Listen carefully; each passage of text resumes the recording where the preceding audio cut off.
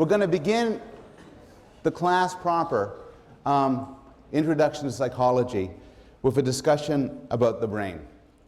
And in particular, I want to lead off the class with an idea that the Nobel Prize-winning biologist Francis Crick described as the astonishing hypothesis. And the astonishing hypothesis is summarized like this. As he writes, the astonishing hypothesis is that you, your joys and your sorrows, your memories and your ambitions, your sense of personal identity and free will, are in fact no more than the behavior of a vast assembly of nerve cells and their associated molecules. As Lewis Carroll's Alice might have phrased it, you're nothing but a pack of neurons. It is fair to describe this as astonishing. It is an odd and unnatural view. And I don't actually expect people to believe it at first. It's an open question whether you'll believe it when this class comes to an end. But I'd be surprised if many of you believe it now. Most people don't. Most people, in fact, hold a different view. Most people are dualists. Now, dualism is a very different doctrine. It's a doctrine that can be found in every religion and in most philosophical systems throughout history. It was very explicit in Plato, for instance. But the most articulate and well-known defender of dualism is the philosopher René Descartes. And René Descartes explicitly asked the question, are humans merely physical machines, merely physical things? And he answered no. He agreed that animals are machines. In fact, he called them beast machines and said animals, non-human animals, are merely robots. But people are different. There's a duality of people. Like animals, we possess physical, material bodies. But unlike animals, what we are is not physical. We are immaterial souls that possess physical bodies, that have physical bodies, that reside in physical bodies, that connect to physical bodies. So this is known as dualism because the claim is, for humans at least, there are two separate things. There's our material bodies and there's our immaterial minds. Now, Descartes made two arguments for dualism. One argument involved observations about human action. So Descartes lived in a fairly sophisticated time, and his time did have robots. These were not electrical robots, of course. They were robots powered by hydraulics. So Descartes would walk around the French royal gardens, and the French royal gardens were set up like a 17th century Disneyland. They had these characters that would operate according to water flow. And so if you stepped on a certain panel, a swordsman would jump out with a sword. If you stepped somewhere else, a bathing beauty would cover herself up behind some bushes. And Descartes said, boy, these machines respond in certain ways to certain actions. So machines can do certain things. In fact, he says, our bodies work that way too. If you tap somebody on the knee, your leg will jump out. Well, maybe that's all we are. But Descartes said that can't be, because there are things that humans do that no machine could ever do. Humans are not limited to reflexive action. Rather, humans are capable of coordinated, creative, spontaneous things. We can use language, for instance. And sometimes my use of language, it can be reflexive. Somebody says, how are you? And I say, I am fine, how are you? But sometimes I could say what I choose to be. How are you? Pretty damn good. I can just choose.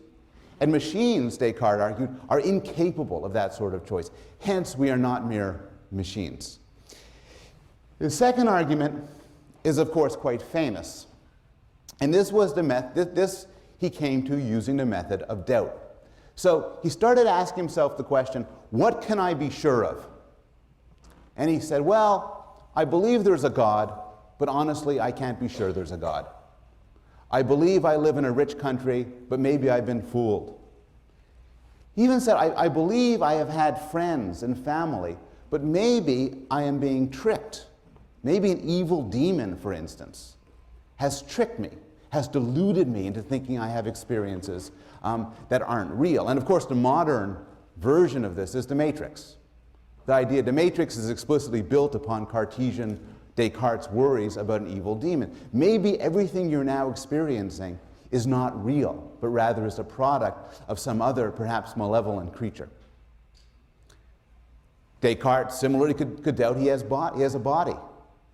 In fact, he noticed that madmen sometimes believe they have extra limbs, or they believe they're of different sizes and shapes than they really are. And Descartes said, how do I know I'm not crazy? I mean, crazy people don't think they're crazy, so the fact I don't think I'm crazy doesn't mean I'm not crazy. How do I know, Descartes said, I'm not dreaming right now? But there is one thing, Descartes concluded, that he cannot doubt. And the answer is he cannot doubt that he is himself thinking. That would be self-refuting. And so Descartes used a method of doubt to say there's something really different about having a body. That's always uncertain from having a mind. And he used this argument as a way to support dualism, as a way to support the idea that bodies and minds are separate. And so he concluded, I knew that I was a substance, the whole essence or nature of which is to think, and that for its existence there is no need of any place, nor does it depend on any material thing. That is to say, the soul by which I am what I am is entirely distinct from body. Now, I said before that this is common sense, and I want to illustrate the common sense nature of this in a few ways. One thing is, our dualism is enmeshed in our language. So we have a certain mode of talking about things that we own, or things that are close to us. My arm, my heart, my child, my car. But we also extend that to my body and my brain. We talk about owning our brains as if we're somehow separate from them. Our dualism shows up in intuitions about personal identity. And what this means is that common sense tells us that somebody can be the same person even if their body undergoes radical and profound changes. The best examples of this are fictional. So we have no problem understanding a movie where somebody goes to sleep as a teenager and wakes up as Jennifer Garner, as an older person. Now nobody says, oh, that's a documentary, I believe that thoroughly true. But at the same time, nobody, no adult, no teenager, no child ever leaves and says, I'm totally conceptually confused. Rather, we follow the story. We can also follow stories which involve more profound transformations, as when a man dies and is reborn into the body of a child. Now, you might have different views people around this room will have different views as to whether reincarnation really exists. But we can imagine it. We can imagine a person dying and then re-emerging in another body. This is not Hollywood invention. One of the great short stories of the last century begins with the sentence by Franz Kafka. As Gregor Samsa woke one morning from uneasy dreams, he found himself transformed in his bed into a gigantic insect. And again, Kafka invites us to imagine waking up into a body of a cockroach. And we can. This is also not modern. Hundreds of years before the birth of Christ, Homer described the fate of the companions of Odysseus who were transformed by a witch into pigs. Actually, that's not quite right. She didn't turn the men into pigs. She did something worse. She stuck them in the bodies of pigs. They had the head and voice and bristles and body of swine, but their minds remained unchanged as before. So they were penned there weeping. And we are invited to imagine the fate of, again, finding ourselves in the bodies of other creatures. And if you can imagine this is because you are imagining what you are as separate from the body that you reside in. We allow for the notion that many people can occupy one body. This is a mainstay of some slapstick humor, including the classic movie All of Me, Steve Martin, Lily Tomlin, highly recommended. But many people think this sort of thing really happens. One analysis of multiple personality disorder is that you have many people inside a single body fighting it out for control. Now, we will discuss multiple personality disorder towards the end of the semester, and it turns out things are a good deal more complicated than this. But still, my point isn't about how it really is, but how we think about it.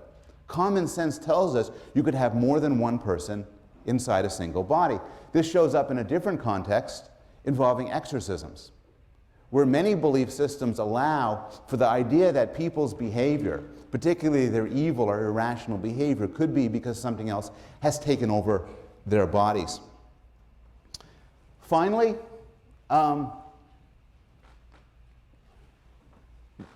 most people around the world, all religions, and most people in most countries at most times, believe that people can survive the destruction of their bodies. Now, cultures differ according to the fate of the body. Some cultures have the body going to the fate of the soul. Some cultures have you going to heaven or descending to hell. Others have you occupy another body. Still others have you occupy an amorphous spirit world. But what they share is the idea that what you are is separable from this physical thing you carry around, and the physical thing that you carry around can be destroyed while you live on. These views are particularly common in the United States. In one survey done in Chicago a few years ago, people were asked their religion and then were asked what would happen to them when they died. Most people in the sample were Christian, and about 96% of Christians said, when I die, I'm going to go to heaven. Some of the sample was Jewish. Now, Judaism is actually a religion with a less than clear story about the afterlife. Still, most of the subjects who identify themselves as Jewish said when they die, they will go to heaven. Some of the sample denied having any religion at all, said they have no religion at all. Still, when these people were asked what would happen when they would die, most of them answered, I'm going to go to heaven.